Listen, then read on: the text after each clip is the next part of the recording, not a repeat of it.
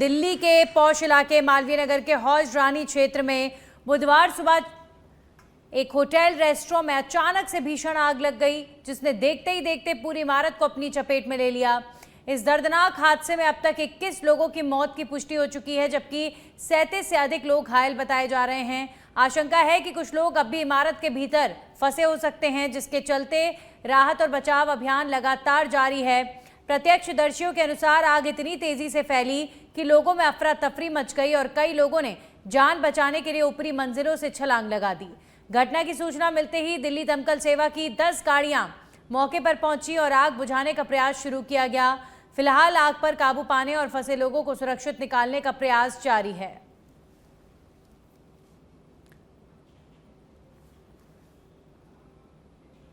वहीं अब खबर जयपुर से है, जहां पर आरपीएससी की पशु चिकित्सा अधिकारी भर्ती का परिणाम अब तक अटका। अभ्यर्थियों में लगातार बढ़ रही नाराजगी। 40 दिन में परिणाम जारी होने के दावों के बावजूद 1.5 महीने बाद भी रिजल्ट नहीं आया। वहीं 1100 पदों की भर्ती परीक्षा 19 अप्रैल को आयोजित हुई थी। मई अंत तक परिणाम जारी होने की संभावना जताई गई थी। जून शुरू होने के बाद भी परिणाम का ऐलान नहीं हुआ है। इंटरव्यू हटने के बाद प्रक्रिया तेज होने का दावा था, लेकिन परिणाम लंबित। हजारों अभ्यर्थियों की नजर आरपीएससी पर। रिजल्ट जल्द जारी करने की मांग और ज्यादा तेज हो चुकी है।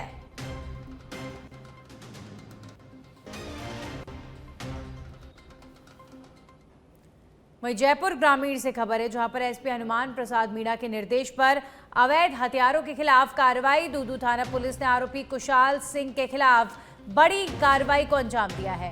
बागेत रोड से आरोपी के कब्जे से अवैध हथियार बरामद किए गए। एक देसी रिवॉल्वर और जिंदा कारतूस जब्त किए गए।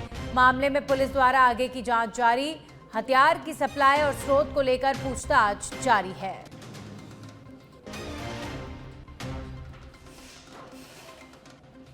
तो मामले को लेकर पुलिस आगे की तफ्तीश में जुटी हुई है। हथियार की सप्लाई और स्रोत को लेकर पूछताछ हो रही है। दूदू में अवैध हथियार के साथ आरोपी गिरफ्तार। आरोपी के कब्जे से एक देसी रिवॉल्वर भी बरामद की गई है। जिंदा कारतूस भी इस आरोपी के पास से पुलिस ने बरामद किए हैं।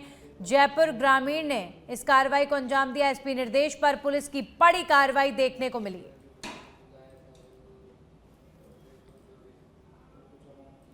वहीं सिरोही जिले के पिंडवाड़ा थाना क्षेत्र में कोजरा नांदिया रोड पर एक दर्दनाक हादसा सामने आया, जहां पर मकान निर्माण कार्य के दौरान एक श्रमिक को करंट लग गया। करंट लगने से श्रमिक की मौके पर ही मौत हो गई, जिससे इलाके में हड़कंप मच गया। घटना की सूचना मिलते ही ग्रामीणों ने पुलिस को जानकारी दी, जिसके बाद पिंडवाड़ा थाना पुलिस मौके पर पहुंची और स्थिति का जायजा लिया। पुलिस ने शव को कब्जे में लेकर जांच शुरू कर दी है। प्रारंभिक जानकारी के अनुसार मृतक भुला गांव का निवासी बताया जा रहा है। पुलिस ने परिजनों को सूचना देकर मामले की आगे की कार्रवाई शुरू कर दी है।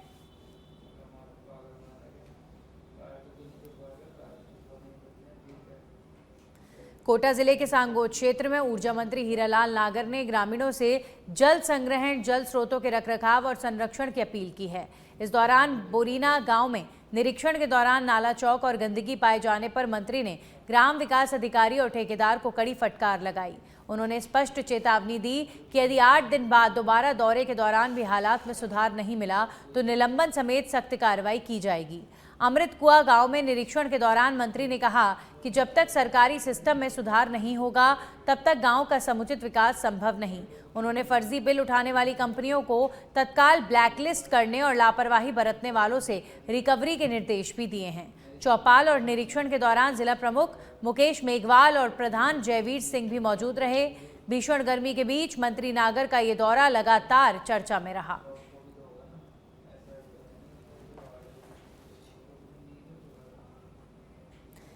राज्य सरकार के महत्वाकांक्षी वंदे गंगा जल संरक्षण जन अभियान के अंतर्गत ऐतिहासिक चित्तौड़गढ़ पर महास्वच्छता अभियान का शुभारंभ किया गया। अभियान के तहत दुर्ग स्थित व्यू पॉइंट से विजय स्तंभ तक जागरूकता रैली निकाली गई, जिसमें जिला प्रशासन, विभिन्न औद्योगिक संस्थानों, युवाओं एवं सामाजिक संगठनों ने बढ़ चढ़कर भाग लिया। रैली के पश्चात विजय स्तंभ एवं कालिका मंदिर परिसर में जिला कलेक्टर डॉक्टर मंजू के नेतृत्व में स्वच्छता अभियान चलाया गया। जिला कलेक्टर समेत उपस्थित अधिकारियों, कर्मचारियों एवं युवाओं ने सफाई कर स्वच्छता एवं पर्यावरण संरक्षण का संदेश दिया। इस अवसर पर जिला कलेक्टर डॉक्टर मंजू ने कहा कि जल संरक्षण वर्तमान समय की सबसे बड़ी आवश्यकता है और प्रत्येक नागरिक का दायित्व है कि वे पानी बचाने, वर्षा जल संग्रहण एवं अधिकाधिक का पौधारोपण के लिए आगे आएं। जिला कलेक्टर ने अभियान में बड़ी संख्या में शामिल युवाओं की सराहना करते हुए कहा कि युवाओं की भागीदारी से पर्यावरण संरक्षण आंदोलनों को नई ऊर्जा मिलती है।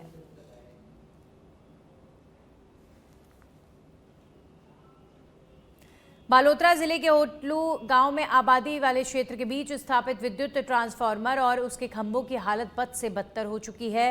वर्षों से मरम्मत और रखरखाव के अभाव में खंभे पूरी तरह क्षतिग्रस्त हो गए हैं, लेकिन जिम्मेदार विभाग अब भी आंखें मूंदे बैठा है।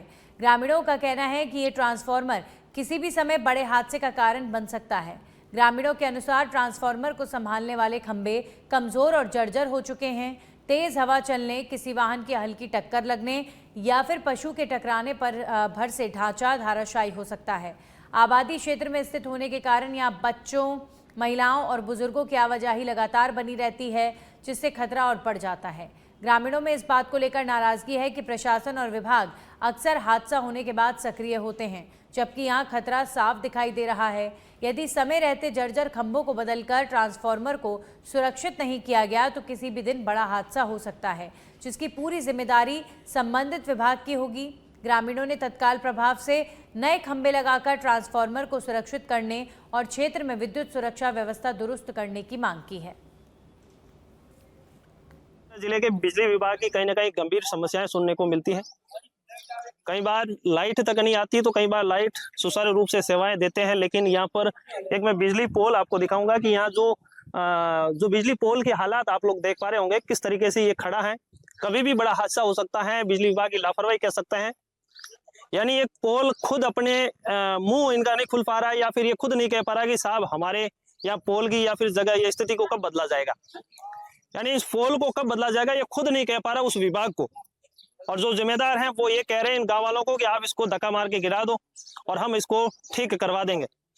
लेकिन ये जो हालात हैं ये कहीं ना कहीं इस समस्या को लेकर है कि यहाँ पर अगर कोई हादसा हो गया, इसको अगर किसी भी प्रकार की किसी व्यक्ति को जनहानि हो गई तो उसका जिम्मेदार या फिर उनकी कहीं ना कहीं जो लापरवाही है वो विभाग को भारी पड़ सकती है। और ये विभाग जो काफी समय से ये लापरवाही का इंतजार कर रहा है, इस समस्या का इंतजार कर रहा है कि यहाँ पर कोई बड़ा हादसा हो जाए। यहाँ पर जो लोग हैं ग्रामीण हैं उनसे हम बातचीत करेंगे। ये जो बिजली पोल है ये जो यहाँ पर लगा हुआ है कितने समय से खराब पड़ा है? ये लगभग 2 साल से खराब है पूरा पोल। अच्छा, ये इसकी कोई भी शिकायत की आपने? शिकायत हमने लगभग 10 बार तो की ली। अच्छा, अभी तक तो वो ठीक नहीं हुआ। क्या अभी के ये गिरेंगे तब लगाएंगे? अच्छा, उससे पहले नहीं करेंगे? हाँ, नहीं कभी आ रहे हैं देख के चले जाते हैं। आंधी बारिश में इनको इससे डर नहीं रहता? आसपास के लोगों को डर रहता है ना सर, हर टाइम ये रहता है कि भाई ये कभी गिर ना सके। अच्छा, आसपास के जो पशु मंडराते हैं उनको लेकर भी खतरा है? खतरा है। आपका क्या नाम आपका? ओम प्रकाश। अच्छा, किस प्रकार से ये समस्या है? कितनी बार आपने कभी किसी अधिकारी गांव वालों को कभी बताया? एक अधिकारी को शिकायत की, गांव वालों को भी बताया, और कल तूफान आया था उसमें गिरने लायक था लेकिन गिरा नहीं और यहाँ पे कोई था नहीं, इसलिए। क्या मानते हो कितनी गंभीर समस्या है, कितनी लापरवाही है? बहुत बड़ी समस्या है और लापरवाही भी है, लेकिन कर रहे नहीं काम ये। आप लोग देख पा रहे होंगे यहाँ पर महिलाएं हैं, उनसे भी हम इसके बारे में जानना चाहेंगे कि ये क्योंकि यहाँ पर कचरा डालने आते हैं और यहाँ ये जगह से इनका कसरो ना करना वो बिजली पोल इन तरह के हालात में है तो कि डर नहीं लगे? तो लगी जे एक डर तो हम पे कट नौको कटे पे को कर मागा वे तो नौको बिछोड़ तो महंगा पर परवाह ये जगह इन थंबारी हालात है इनु डर नहीं लगे? गणी में परन नौको हो पे नगर डगलो करो इन माथे पड़वारो डर नहीं लगे? पर में को मारता भीतर गले तो मैं हुपोटी सब टाइम जाए आ रात रो करे बावले में पर पड़े माथे तो हैं गरम पा मारे सही अन गाली में तो हम कतर दिन के सब टाइम हो जाए कौन करो बस नहीं हुआ तो कटकी टाइम रिया पड़े नन ला रे कौन करो जनो पैसे में मरता तो करना पड़े न मारता होंगे भीतर माथे पड़े तारे पैसे करो कौन। देख पा रहे होंगे इन बिजली विभाग की जो समस्या है आम लोगों पर भारी पड़ रही है। ये महिलाएं कह रही कि हमारा घर इसके करीब है, अगर कभी भी तो जोरदार आंधी या जो तूफान आ गया और उस वजह से ये गिर भी गया तो बड़ा हादसा हो सकता है और उसकी जिम्मेदारी कहीं ना कहीं विभाग के लिए एक मुसीबत बन जाएगी। जालौर जिले के भीनमाल में पुलिस ने युवक पर स्कॉर्पियो चढ़ाकर जानलेवा हमला करने के मामले में बड़ी कार्रवाई करते हुए 2 और आरोपियों को गिरफ्तार किया है। ये घटना 22 मई को हुई थी जब स्कॉर्पियो और पिकअप वाहनों में आए बदमाशों ने एक युवक पर जानलेवा हमला कर उसे कुचलने का प्रयास किया था। पुलिस ने वायरल वीडियो, सीसीटीवी फुटेज और तकनीकी साक्ष्यों के आधार पर कार्रवाई करते हुए हकीम खान उर्फ अल्ताफ खान और भंवर दास को गिरफ्तार किया। दोनों आरोपियों से पूछताछ जारी है। इससे पहले मामले के मुख्य साजिशकर्ता शिवलाल को गिरफ्तार कर न्यायिक अभिरक्षा में भेजा जा चुका है। पुलिस ने आरोपियों के ठिकानों पर दबिश देकर 5 वाहन, 6 अवैध कारतूस और करीब 10,16,000 रुपए नकद भी बरामद किए हैं। पुलिस का कहना है कि मामले में अन्य आरोपियों की तलाश जारी है और जल्द और गिरफ्तारियां भी संभव हैं।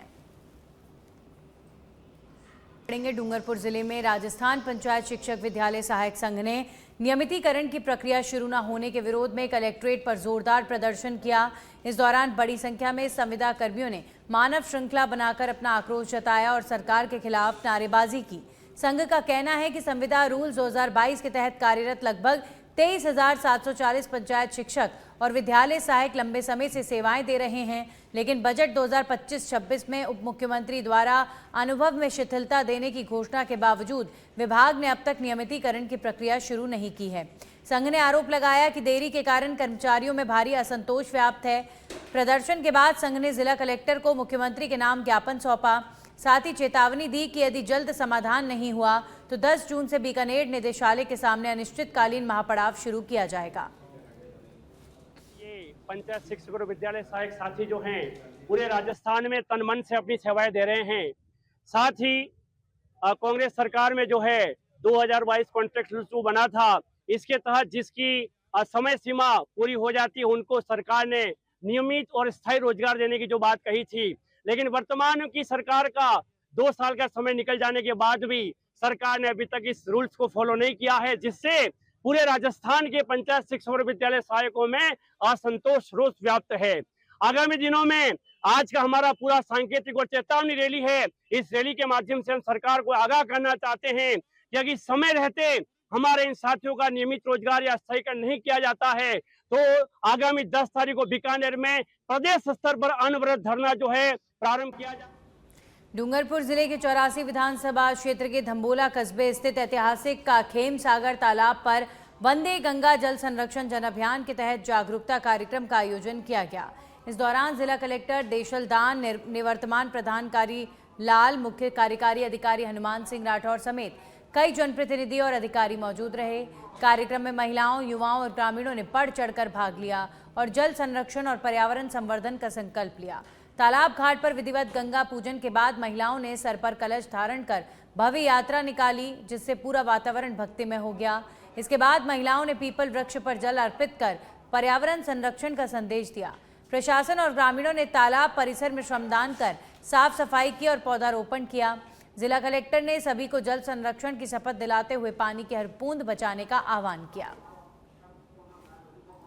आज इस प्रोग्राम में हमारे धम्बोला तालाब का चुनाव किया गया और जब माननीय मुख्यमंत्री महोदय का यहाँ पे भ्रमण रहा तो उस समय भी ग्रामीणों की तरफ से मांग रखी गई कि इस तालाब का जो है जल संरक्षण का कार्य हो, यहाँ पे श्रमदान हो, साफ सफाई हो, इसमें जो कचरा है, गंदा पानी जा रहा है उस पर रोक लगे। उसके संबंध में माननीय मुख्यमंत्री महोदय ने निर्देश फरमाए थे, उसमें सैंक्शन भी निकली है। उसका प्रक्रिया में उसका कार्य भी जल्दी शुरू किया जाएगा और आज जो है जन भागीदारी के रूप में और सभी के सहयोग से यहाँ पे आज जल शपथ का कार्यक्रम, कलश यात्रा, जल पूजन और जो है यहाँ पे सभी जनप्रतिनिधियों के साथ पूरे प्रशासन की टीम इसमें लगी है और ग्रामीण जन भी बढ़ चढ़ कर हिस्सा ले रहे हैं। तो सभी के सहयोग से जो है जल स्रोतों का जीर्णोद्धार कैसे करें, साफ सफाई कैसे हो, जल का संरक्षण कैसे हो, इसके संबंध में आज ये कार्यक्रम का आयोजन किया गया। आज इस धम्बोला को चयन किया गया एरिकेशन द्वारा, जो कि यहाँ पे हमारा कार्यक्रम रखा गया।